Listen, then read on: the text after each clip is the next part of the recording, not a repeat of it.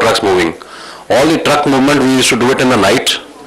Huge amount of soil we took out during the underground construction from various parts of the city, including the olden part of the city. And all this muck was stacked at a particular place, and in the night the trucks used to move. All the trucks were covered. We didn't want to dirty the city roads, so they were all covered properly. The truck tires, before they came out of the construction sites, they are washed. Otherwise the city roads will get dirty. Behind the trucks, they're supposed to be cleaning gangs which are supposed to come and mop up the area. We have constructed in all the VIP areas. Connaught Place, we have done construction, not once but twice. And the inner circle of Connaught Place, the road, many of you would not know, but we built two roads. So the inner circle used to keep on rotating during our construction. The barricading used to shift. People did not even know that the inner circle has shifted. Overnight, the inner circle used to be shifted.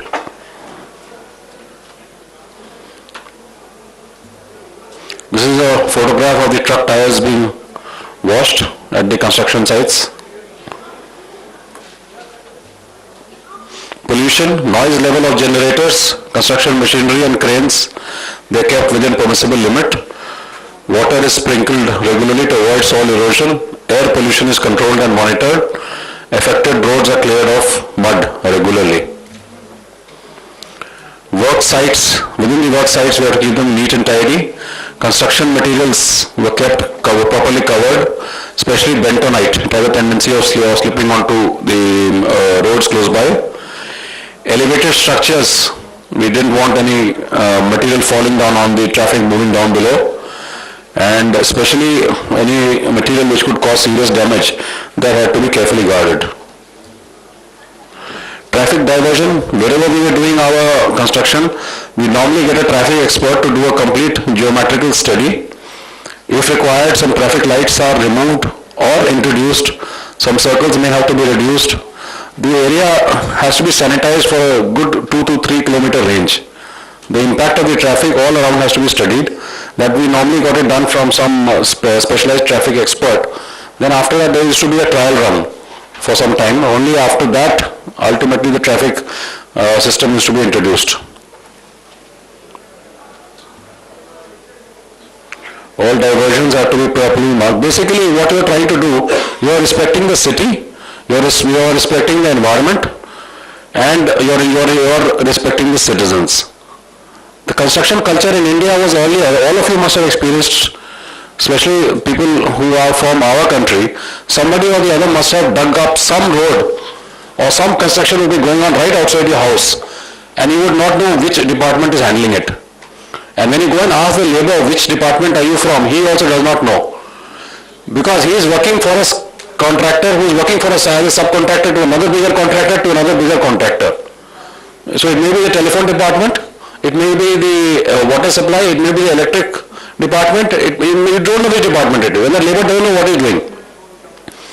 So to avoid that, what we used to do, we used to have community interaction programs. Wherever we used to do our construction, we used to call the local community, introduce them to the engineers, tell them our construction schedule, tell them how we are going to affect their environment, and take measures which were given by the community, and we used to convert those measures into concrete reality so that the whole construction process could be done in a much more sustainable way. The community was happy, the environment was more protected. Every area, the impact before the metro, during the construction and after the construction. We used to get organizations like NERI to do an environmental analysis of the effect before, during and after. Noise levels, etc. were monitored. So to see the amount of traffic coming out of the roads. So all those data are available with us. Basics. We're talking about sustainability here. Beyond basics, your own personal protective equipment. Construction workers in India never used to wear it earlier. It's impossible to go to a foreign country and enter a construction site unless you're wearing a hard hat, unless you're wearing safety shoes, unless you're wearing a high visibility jackets. These are basics which can cause death in a construction site in an instant. It doesn't take much time. We forced these things to our construction sites. Of course, we did have foreign consultants initially. This has become part of our construction culture. So this is very essential. Now there is a demand today in the industry. This culture is gradually spreading, but it has not spread. Many Indian contractors have a tendency of trying to cut corners, avoid these measures. All these measures which I have listed, they don't cost much, but the tendency is to save money. Your workers, they have to be kept in a sustainable. We had 40,000 workers working in Delhi. Where will the workers stay? They require basics like urinals. They require clean drinking water. They require first aid kits. These are all provided in our contract documents. Doctors are available at the site. And proper labor camps need to be maintained. These things don't cost much, but unless you press the contractor, there is a tendency of these things going amok. So if you want to maintain sustainability, it is possible. Only the culture has to change. See the workers wearing helmets, high visibility jackets, safety shoes. This is some safety training going on. We have lost many lives on the metro. It takes just a second in a big construction industry. Somebody sleeping from a height, a truck reversing. Can lead to instant death if you're not wearing a safety harness. So we have to train them.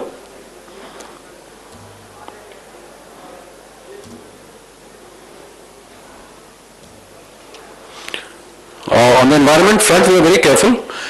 We were the first metro in the world, the first railway system in the entire world to get carbon credits for two reasons. One, we got it for regenerative braking.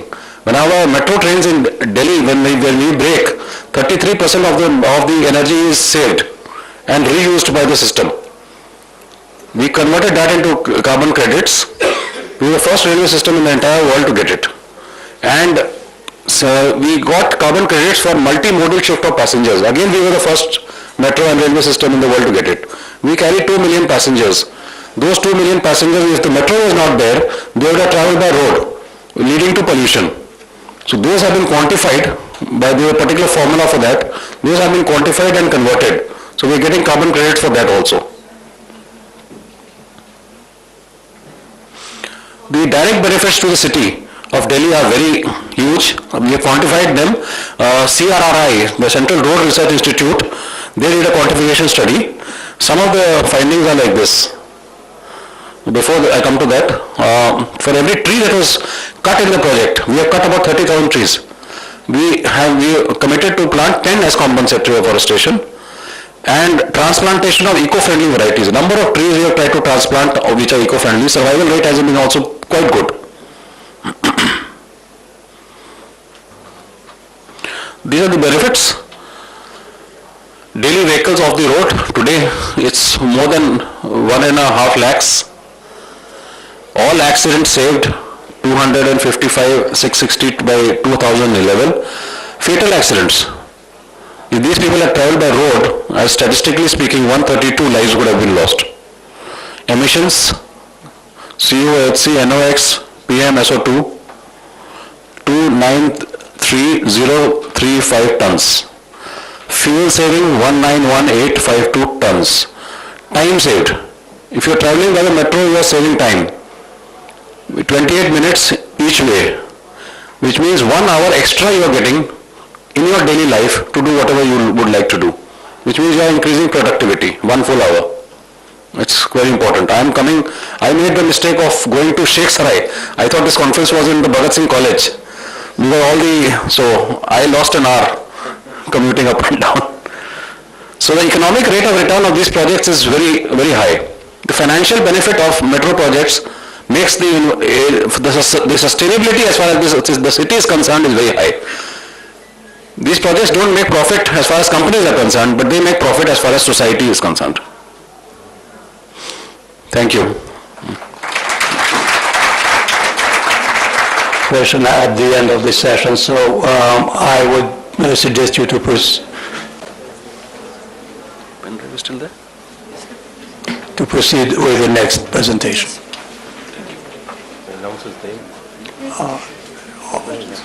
Questions later. Okay, so our third and last presenter will be Dr. Chaudhary from CFM New Delhi, and the title of his presentation is Adoption of Organic Farming Practices from subsistence to sustainable agriculture. Isn't that it? I take this opportunity to introduce ourselves as a group of enthusiasts. Came together under a banner of community-friendly movement to work for and propagate the Anhad Gram, our holistic development model for the rural development. Community-friendly movement key activities, we work on the systematic development of villages by addressing core issues of livelihood, environment, and water management. Developing a sustainable model of village-based enterprise to check urban migration and slum development, and organic farming as the tent of the development. A little bit about the background of this presentation. Presently, we are working with more than 3,500 farmers from 110 villages scattered across 12 developmental blocks from 5 states.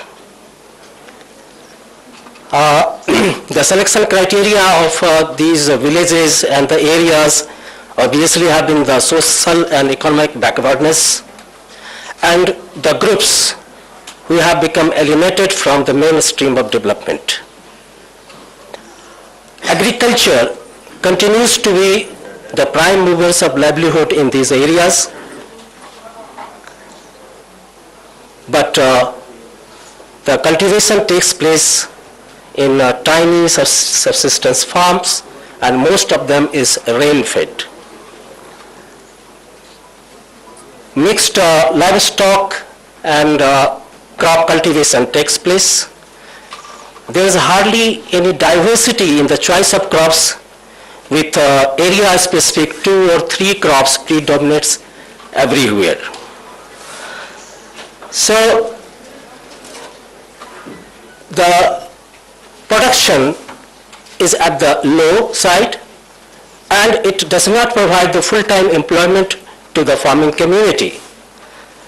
And in absence of this stable agriculture system and lack of employment opportunities in rural sectors, so there is an ongoing battle to overcome the problem of poverty and hunger. In order to circumvent this, and with the advent of Green Revolution, more and more such areas, the rain-fed areas, were put under conventional farming with excessive and excessive use of agrochemicals like fertilizers, pesticides, weedicides, use of hybrid seeds, and exploitation, over-exploitation and irrational exploitation of the water resources, both surface and underground water. So the application of this Green Revolution based agriculture practices over the years have resulted into the reduction in biodiversity, decline in biological productivity, thus creating a crisis of non-sustainability, both economic and ecological.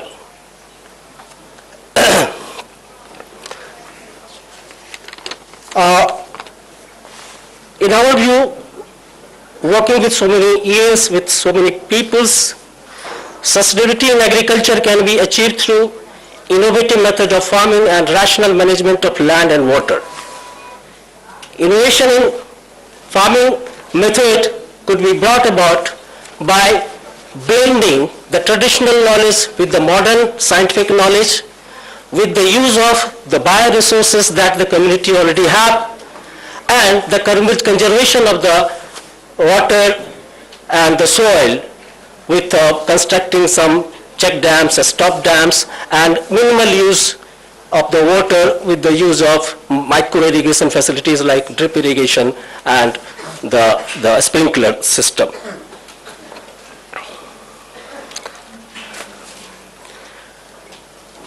When we say that the application of Green Revolution technology over the years have decline the productivity.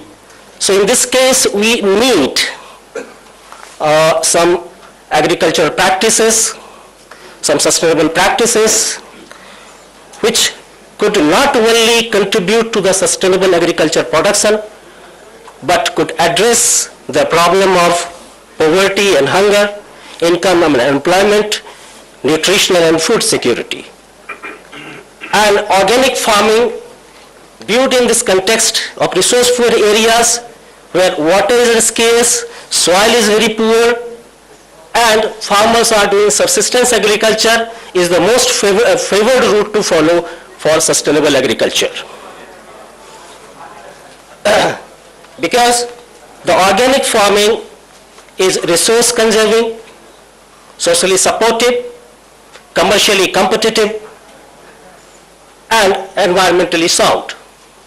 The basic concept of the organic farming is the agriculture system which aims at cultivation of the land in a way that the soil is kept dynamic with living activity and a good health. At the same time, keeping the environment clean, maintaining the ecological balance, and providing stability to the production level without polluting soil, water, and air. And the basic components of organic farming which we work with and which the farmers practice is the vermiculture. This is the very hub of the organic farming.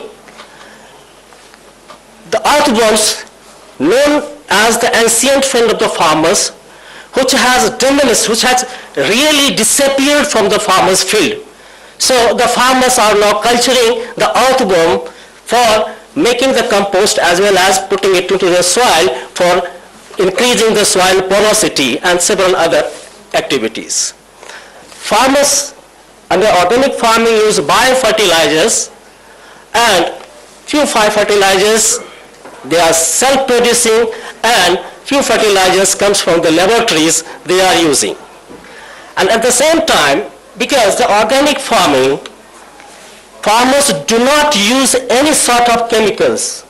So they don't have any sure sort of path to overcome the nutrient management of the plant and the pest management of the plant. So they have to take several strategies to overcome the nutrient deficiency in the plant or crops and the pest management. So we integrate several activities under the integrated nutrient management and integrated pest management using the local resources. They don't purchase anything from outside.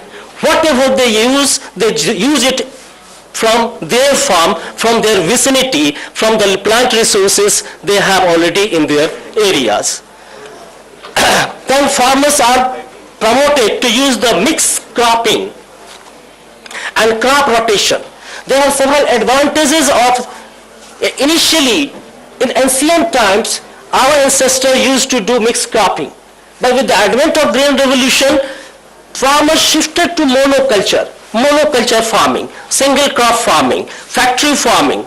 But later, the adverse effect came. The mixed cropping, the purpose of mixed cropping, that we cultivate 2, 3, or 4 crops at a time, so that the plants of different root zone can maximally utilize the nutrients from the soil. If there is a chance of failure of a single crop, there are other crops which can sustain the farmers so that it cannot incur loss to the farmers. So this is the basic idea of using the mixed cropping. The crop rotation is a very good strategy under the organic farming for controlling the pest, because we know that a pest, insect is crop specific.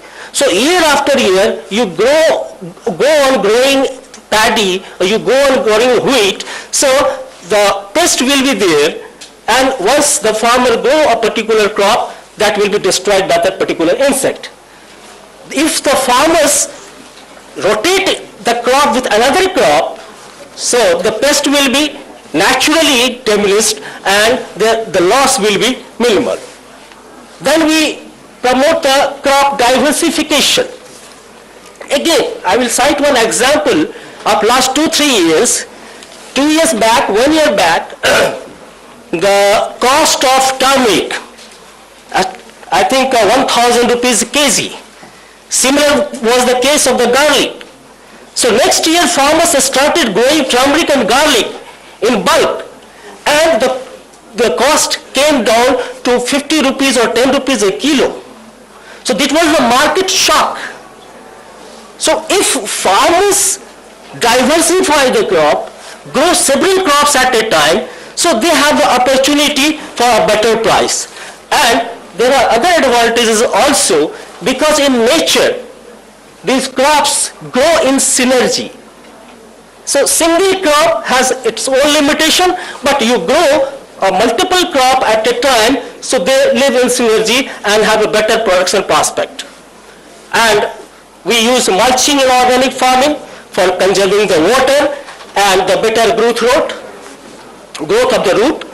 And of course, the organic manure or green manure are the integral part of the organic farming, which can be done by using the vermiculture as an agent of change, or maybe there are several other methods of producing the organic manure. So, this is our movement, the organic movement, which endeavors to bring changes in the existing subsistence level agriculture into sustainable one, even profitable one.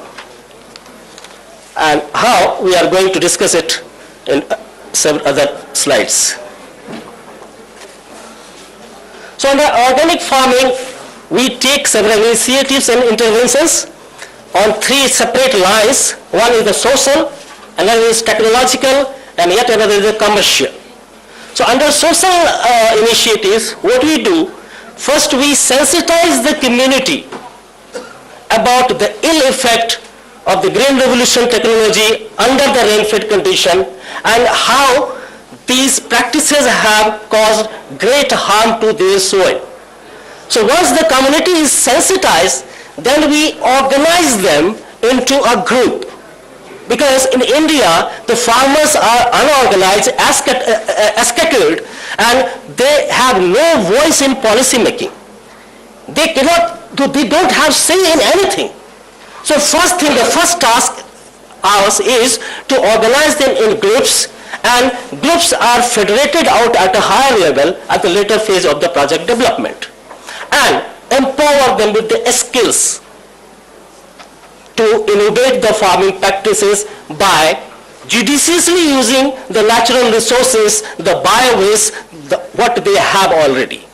Because they are not supposed to use any chemicals, anything from outside. And the third part which we use is that we generate a cadre base at grassroots level, so that once we phase out from the area, so there are people to take care of the activities, and they are trained in such a way that they can earn living out of their service. So this is the sustainability part of the manpower, the cadres we generate at the grassroots levels. Then we provide technological options for the farmers, because the organic farming practices, once people quit the chemical farming, then there are several problems arise of the nutrient management and the pest management and several things. So we provide the technological options under integrated nutrient management plan and under integrated pest management plan, vermiculture technology, vermi-waste production, azolla, the biofertilizer productions. Then we also provide the assistance and the technical know-how how to diversify the farm. Diversification takes in two ways.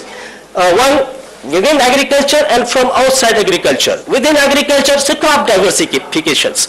So farmers undergoing monocropping, we suggest them to go for the multi-cropping, polyculture. So there are several ways of diversification, and from diversification we shift them from simple agriculture to animal husbandry, livestock, poultry, and various ways where they can earn their living. And at the commercial aspect, we certify the farmers, organic certification through the specialized agencies, and once they are certified, we link them to the market and the big buyers who are dealing with the organic products. So the farmers have an opportunity to earn more through fetching premium price. I would like to share one case study, Jagriti Jaivik Kisan Sangathan, and this is situated in Uttarakhand state, Sahaspur block. So about 227 farmers initiated this organic farming programs 4 years back, and so very small holding they had, 227 farmers holding only 50.5 hectares of land. So very subsistence farm, and we are going only one single crop, paddy, and that too, so hardly 5 to 6 quintals per acre. So with our interventions, they started doing it organically and shifted from general paddy to organic basmati rice. And after that certification, they are fetching a premium price over this one, and in an open market, it is about 2,000 per quintal, or they are getting 4,000 per quintal, the paddy price. And we diversified them from agriculture for high value horticulture crop, vegetables, spices, and all these things.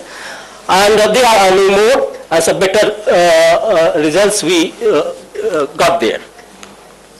Shall I stop it? I think we will conclude now. Okay. So the conclusion, organic farming brings sustainability in agriculture and thus provides livelihood security by reducing the cost of production, increasing the productivity, so more income. At the same time, the farmers have assured income through diverse crop. They are growing several crops at a time, and it ensures the nutritional and food security of the family, because the diversity in diet provides minerals, vitamins, proteins, carbohydrates required for children, for a family. So this is the basic conclusion of the benefit that organic farming provides to the farmers. Thank you very much. Thank you, Dr. Chok. Please give a huge applause. More presenters, 2 more people are willing to give some closing remarks. So I will take some questions after these remarks. Probably there are questions on these remarks. So I would like to invite Dr. Sosa from Turku University of Applied Sciences from Finland. Please proceed. Thank you for this opportunity to give some remarks. So my name is Kaisa Sorsa. I come from Finland, Turku University of Applied Sciences, and I'm here because I'm running a project which name is Transnational Private Regulation and System Level Innovations in Global Food Value Chains. And there's 2 presentations here which we heard about milk and organic. Relates exactly with the issue which I'm very much interested in. So I try to understand what is the role of CSR standards like Fairtrade, ISO 26000, ISO 22000 and other kinds of standards in managing CSR issues in global food value chains. And because I think that this kind of standards and contractual networks play a crucial role, especially in managing global food value chains.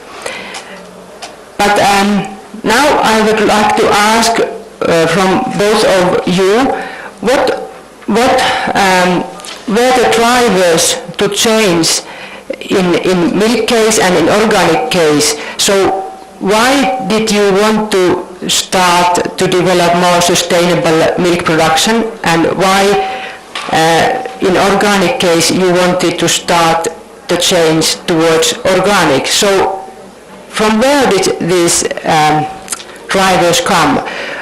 Were there any multinational companies who were interested in buying your products, or was it the initiative came just from your own cooperative, and in organic case, what was the reason? That are my comments. Thank you.